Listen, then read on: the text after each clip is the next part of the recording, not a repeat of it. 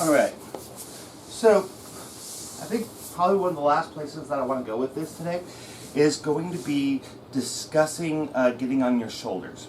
And there's several different techniques that you guys can do with this.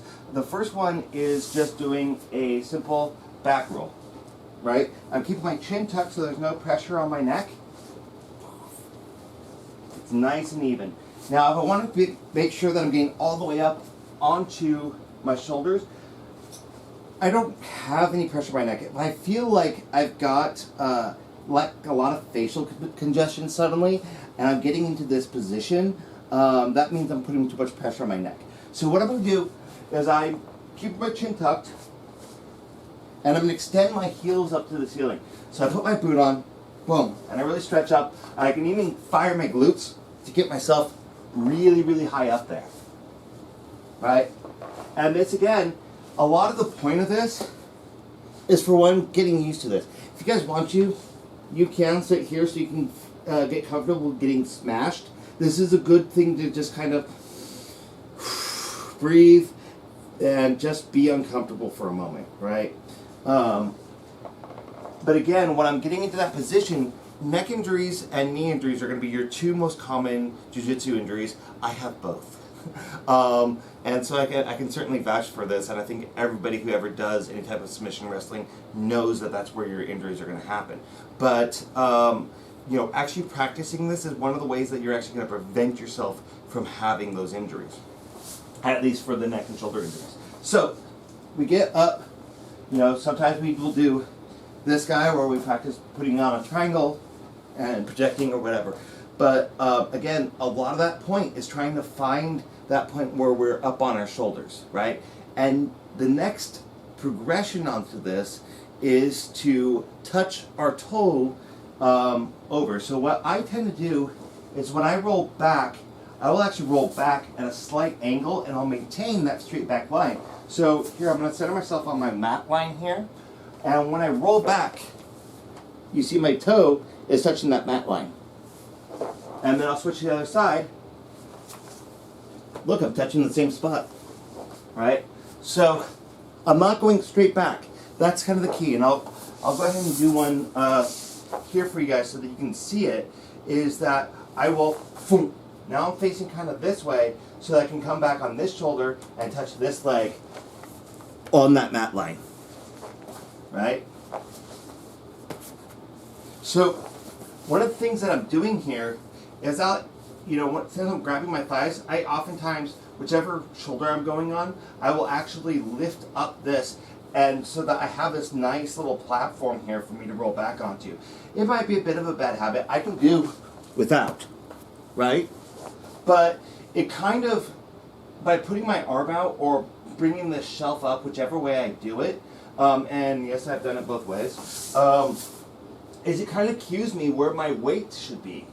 When I come back on that diagonal, right, and you see I can camp out here for a fairly long time, you know, I can draw this back, but this is telling me that this deltoid to right here in this little pocket on my trapezius, that's where all my weight is. There's not, you see I can actually pick up my head, right?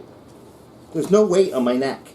So I am here, I touch, and then I return, right? So I'm trying to cue myself to find that place on that diagonal. And again, a lot of this point is so that you can start playing those inverted guards, so that you can actually start playing those Gambi rolls and Barambola rolls and things like that, because all of them are going to require you to be in some form of this shoulder pressure position, right? This inverted position momentarily. So, getting into that, boom, finding, okay, where am I comfortable on my shoulders?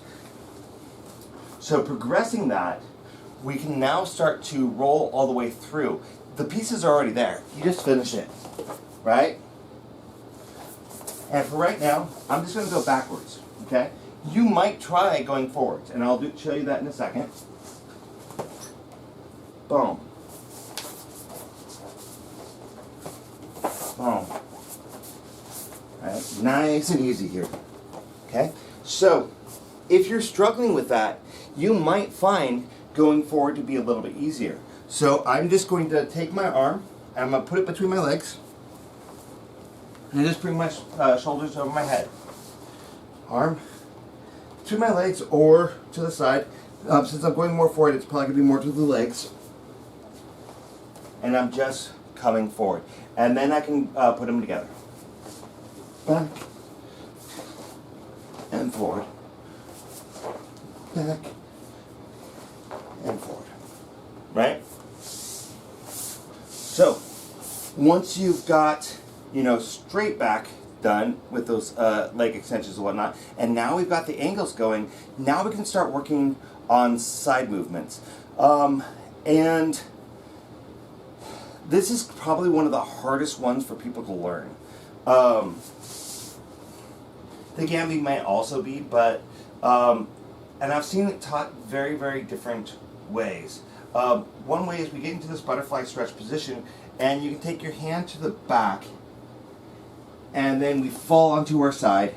So my deltoid is taking all my weight. I want to make sure that I keep my chin tucked so that I can actually clear a path for the mat to be on my shoulders. Now I'm going to take my bottom side leg, and I push myself up. Right? So, again, no pressure on my neck. My hips are directly above my shoulders or fairly close to. And then I roll through.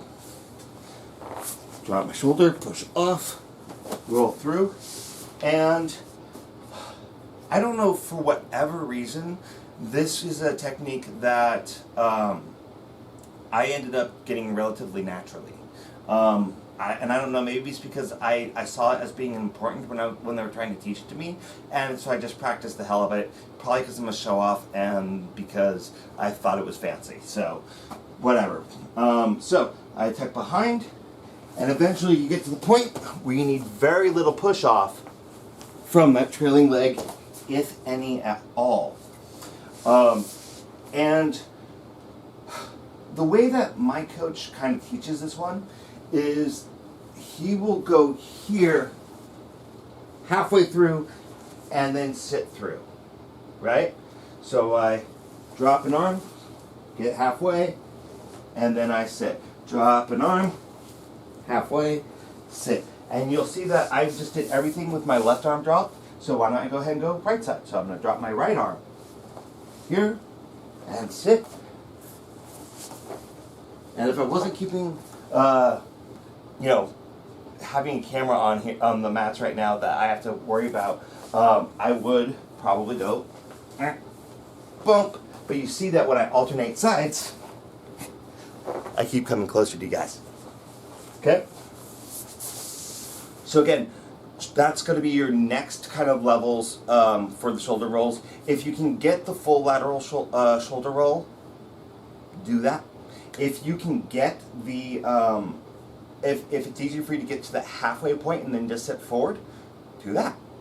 I would recommend getting to the point where you can do both. Now, the next progression onto this is going to be your Gambi roll. Now, for a Gambi roll, and this is, can be considered a bear and roll as well, this would be actually one of those things that is in collegiate style wrestling, right?